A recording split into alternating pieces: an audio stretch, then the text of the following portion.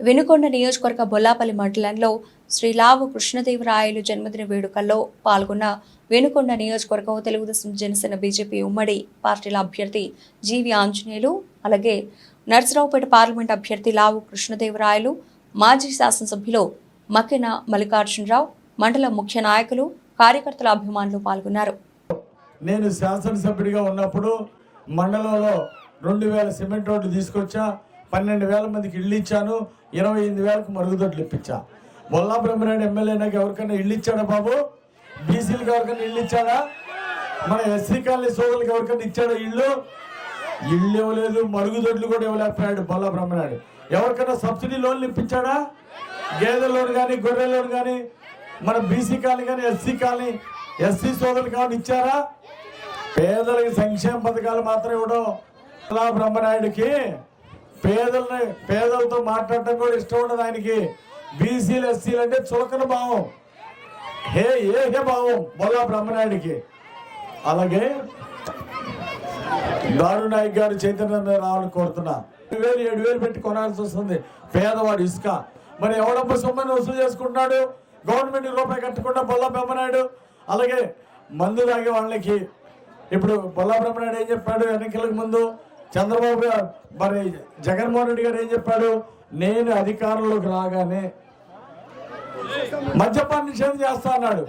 మహానుభావుడు జగన్మోహన్ రెడ్డి గారు మద్యపాన నిషేధం చేయకుండా బెల్ట్ షాపులు పెట్టి రాష్ట్రంలో 4 లక్షల బెల్ట్ షాపులు పెట్టాడు.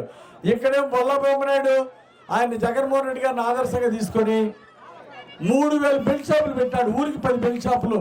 మీది చెన్నూరు కాబట్టి ఒక 5 బెల్ట్ షాపులు ఉన్నాయి. గండిగరంలో 10 బెల్ట్ షాపులు ఉన్నాయి. ఫోన్ చేస్తే బ్రాంతి విస్కీ, తమ్ముడు అరే వాటర్ బాటిల్ 60 రూపాయలు ఉంది చంద్రబాబు గారి టైంలో. జగన్మోహన్ రెడ్డి ఎంత చేశాడు? 200 చేసి జలగదైనట్టు రక్తం తాగుతున్నాడు. అలాగే ఈ బొల్లాగాడు ఏం చేశాడు? మళ్ళీ ఎంఆర్పీ రేట్ కంటే 50 రూపాయలు కలిపి ఎంఆర్పీ రేట్ కంటే 250, 300 అమ్మిస్తున్నాడు. ఈ డబ్బా సొత్తేనా? బొల్ల ట్యాక్స్ ఎందుకు కట్టాలా? బొల్ల ట్యాక్స్ ఎందుకు కట్టాలి? ₹1,00,00,000 50 రూపాయల నుండి 100 రూపాయలు వసూలు చేస్తున్నారు. కాబట్టి అవినీతి. ఎక్సైజ్ అధికారులు పంపిస్తాడు, నెల 10,000 అమ్మేవాడి దగ్గర 10,000 వసూలు చేస్తున్నాడు బొల్లా బ్రహ్మనాయుడు.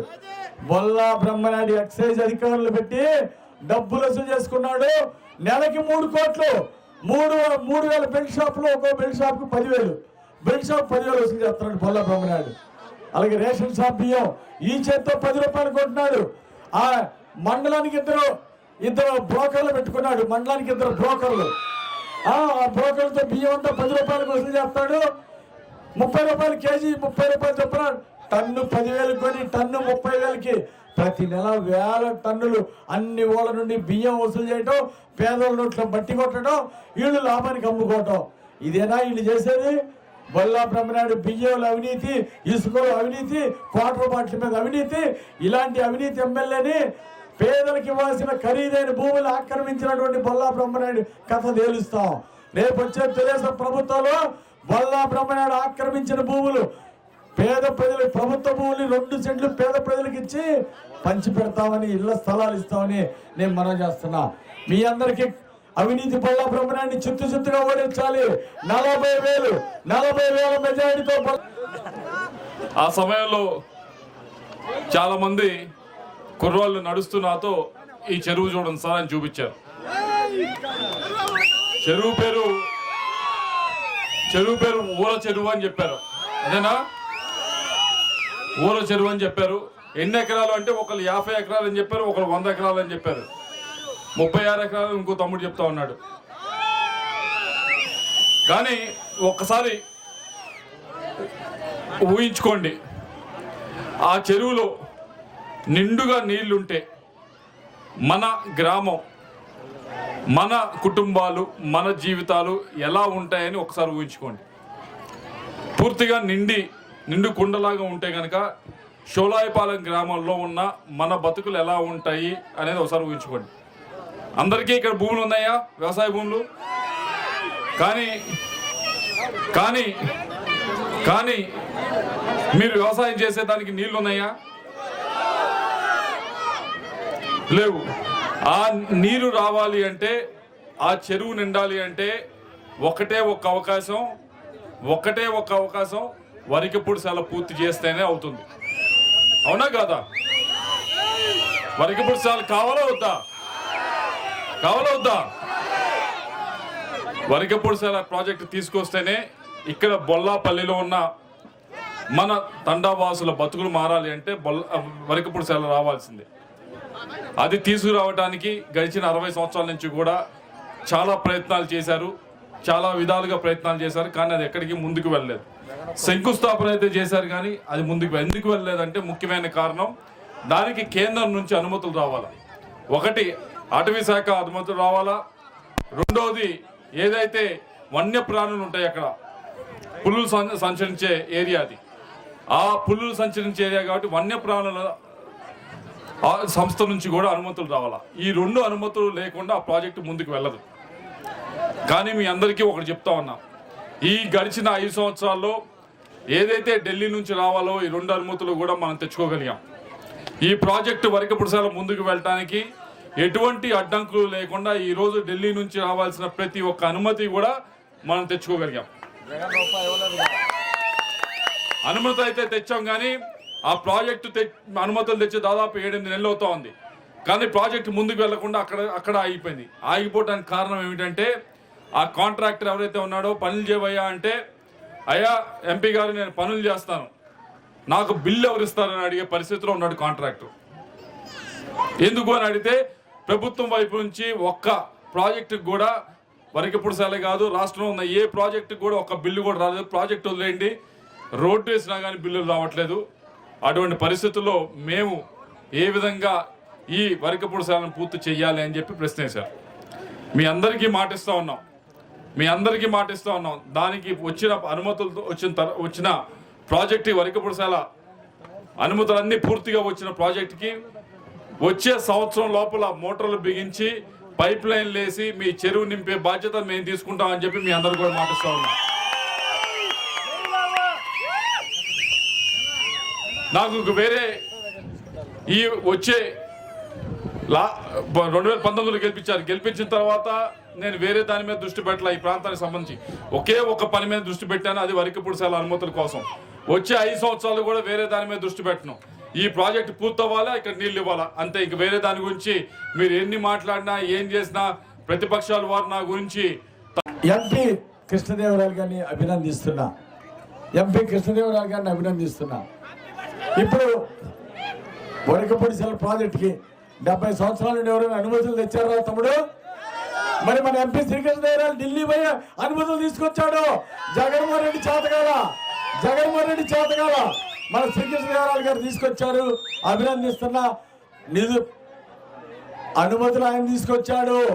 దానికి 1400 కోట్లు, ముందు 14 కోట్లు ఫారెస్ట్ డిపార్ట్మెంట్కి ఎన్విరాన్మెంటల్ క్లియరెన్స్ కట్టాల్సిన జగన్మోహన్ రెడ్డి 14 కోట్లు ముందు కట్టాలి. తర్వాత 1400 కోట్లతో ప్రాజెక్ట్ పూర్తయితే 14 రూపాయలు కూడా ఇవ్వలేదు ఈ పనికి మాలిన ముఖ్యమంత్రి జగన్మోహన్ రెడ్డి. 14 రూపాయలు ఇవ్వాలా. కాబట్టి రేపు చంద్రబాబు గారి దగ్గర నిధులు తీసుకొచ్చే బాధ్యత నేను మన ఎంపీ శ్రీకృష్ణదేవరాయలు తీసుకుంటాం. వరికపుడిశాల ప్రాజెక్టు నిర్మించి తీరుతాం. 70 సంవత్సరాల ప్రజల ఆకాంక్షలు నెరవేరుస్తామని మీ అందరికీ నేను మాటిస్తున్నా. రామాలయం దగ్గర నుండి చెప్తున్నా, వరికపుడిశాల ప్రాజెక్టుకి చంద్రబాబు గారితో మాట్లాడి నిధులు తీసుకురావడానికి నంబర్ 1గా కృషి చేస్తామని మీ అందరికీ మనవి చేస్తున్నా. అలాగే మన ఎస్సీ కాలనీలో సీసీ డ్రైన్లు కావాలన్నారు. కొన్ని చోట్ల బీసీ కాలనీ సిమెంట్ రోడ్లు ఇంకా కావాలి. ఎక్కడైతే సిమెంట్ రోడ్లు కావాలో మన సోలాయిపాలెం కానీ, గండిగనవలు కానీ, పైతండ కానీ సిమెంట్ రోడ్లు కావాల్సిన కాదు సిమెంట్ రోడ్లు వేస్తా. సీసీ డ్రైన్లు పెండింగ్ ఉన్న కాదు సీసీ డ్రైన్లు పూర్తి చేస్తా. ఈ గ్రామాన్ని తీసుకుంటానని మనవి చేస్తున్నా. అలాగే ఇప్పుడు ఇంటింటికి మంచినీళ్ళు ఏమ్మా వాటరింగ్ చల్లటి నీళ్ళు పట్ట మంచినీళ్ళ స్కీము, పల్నాడు వాటర్ గిండు, వినుకొండ, గురజాల, మాచర్ల 611 గ్రామాలకి 640 కోట్లు నిధులు తీసుకొచ్చా. పనులు ప్రారంభించా. చంద్రబాబు గారు ముఖ్యమంత్రి ఉన్నప్పుడు నేను పనులు ప్రారంభిస్తే ఆ తర్వాత ప్రభుత్వం మారినాక కాంట్రాక్టర్ మార్చి బొల్లా బ్రహ్మనాయుడు ఈ పని ముందుకు తీసుకెళ్లేదు. ఇది దుర్మార్గం కాదని అడుగుతున్నా. ఎందుకు ఆపావు? ఈ ప్రజలకు సమాధానం చెప్పు. పల్నాడు వాడగిడ్డి ఇంటింటికి ట్యాప్లేసి ప్రభుత్వ ఖర్చుతో ప్రతి ఇంటికి కుళాయి బిగించి మంచినీళ్ళు ఇచ్చే స్కీము ఎందుకు ఆపాడు బొల్లా బ్రహ్మనాయుడు చెప్పాలా. నేను టైంలో నిధులు వచ్చినాయి, నువ్వెందుకు చేయలేకపోయావు? ఈరోజు ప్రజలకు క్షమాపణ చెప్పాలని నేను డిమాండ్ చేస్తున్నా. మీ అందరికి మాట ఇస్తున్నా, రామాలయం దగ్గర ఇంటింటికి మంచినీళ్ళు ఇచ్చి ఇంటింటికి కుళాయి వేసి వాటర్ గిడ్డు పూర్తి చేసే బాధ్యత చంద్రబాబు గారి సహకారంతో నేను తీసుకుంటానని మీ అందరికీ మాట ఇస్తున్నా. వాటర్ గిడ్డు ఇంటింటికి ప్రభుత్వ ఖర్చుతో ట్యాప్ వేసి మంచినీళ్ళు ఇస్తా. ఇంటింటికి చెప్పండి, అన్న ఆంజనేయులు ఇంటింటికి మంచినీళ్ళు ఇస్తాడు, ట్యాప్ వేస్తాడని చెప్పండి. ఎక్కడైతే సీసీ రోడ్ డ్రైన్ కావాలి అక్కడ ఇచ్చి తీరుతా. ఇంకా ఇళ్ల స్థలాలు కావాలంటున్నారు. ఒకే ఇంట్లో ఇద్దరు కొడుకులు కోడళ్ళు ఇబ్బంది పడుతున్నారు. అలాంటి వాళ్ళకి ప్రతి పంచాయతీలో ఎన్టీఆర్ కాలనీ వేస్తా. 2 సెంట్లు స్థలం ఉచితంగా, 2 సెంట్లు పేదలకు ఇళ్ల స్థలం ఇచ్చి ఎన్టీఆర్ కాలనీ వేసి మీ రుణం తీర్చుకుంటా. భవిష్యత్తులో ఈ వరగపుడిసెల ప్రాజెక్టు పూర్తి చేసి ప్రతి చెరువు నింపుతాం. మేళవాళ్ళ చెరువు నింపుతాం, సోలాయపాలెం చెరువు నింపుతాం. అన్ని చెరువులు ఎక్కడ చెరువులు ఉన్నాయో అక్కడ అయ్యన్నపాలెం చెరువుతో సహా చెరువులన్నీ నింపి పొలాలకు కూడా నీళ్ళు ఇస్తాము, సాగునీరు ఇస్తాం, తాగేదానికి శాశ్వత మంచినీటి పథకాలు ఇస్తామని మీ అందరికి మనవి చేస్తూ మన ఎంపీ శ్రీకృష్ణదేవరాయల్ని 2 లక్షల మెజార్టీతో గెలిపించబోతున్నారు మన పల్నాడు జిల్లా ప్రజలు. మన సోలాయపాలెం అలాగే బల్లాపల్లి మండలం అంతా ఆయనకి కొండంత అండగా ఉండి మంచి విజయాన్ని ఇవ్వాలని కోరుకుంటూ నాకు ఈ అవకాశం ఇచ్చిన మీ అందరికీ ధన్యవాదాలు తెలియజేస్తూ 2 ఓట్లు ఉంటాయి. 2 ఓట్లు ఎంపీ గారికి ఒకటి, నాకు ఒకటి, 2 సైకిల్ గుర్తుకేసి మా ఇద్దరిని భారీ మెజార్టీతో గెలిపించాలని కోరుకుంటూ మీ రుణం తీర్చుకుంటానని మనవి చేస్తూ సెలవు తీసుకుంటున్నా. అందరినీ వదిలేసి ఈరోజు పేదలతో పుట్టినరోజు జరుపుకోవడానికి ఇక్కడికి వచ్చారు. బొల్లాపల్లి మండలం తరఫున, పల్నాడు జిల్లా తరఫున, వినుకొండ నియోజకవర్గం తరఫున శ్రీకృష్ణదేవరాయలకు పుట్టినరోజు శుభాకాంక్షలు తెలియజేస్తున్నా. ఆ భగవంతుడు వారిని ఆశీర్వదించాలని, ఎంపీగా భారీ 2 లక్షల పైన మెజార్టీతో గెలవాలని, భవిష్యత్తులో ఇంకా పెద్ద ఎదిగి ఉన్నత శిఖరాలకి ఎదగాలని భగవంతుని కోరుకుంటూ ఆయురారోగ్య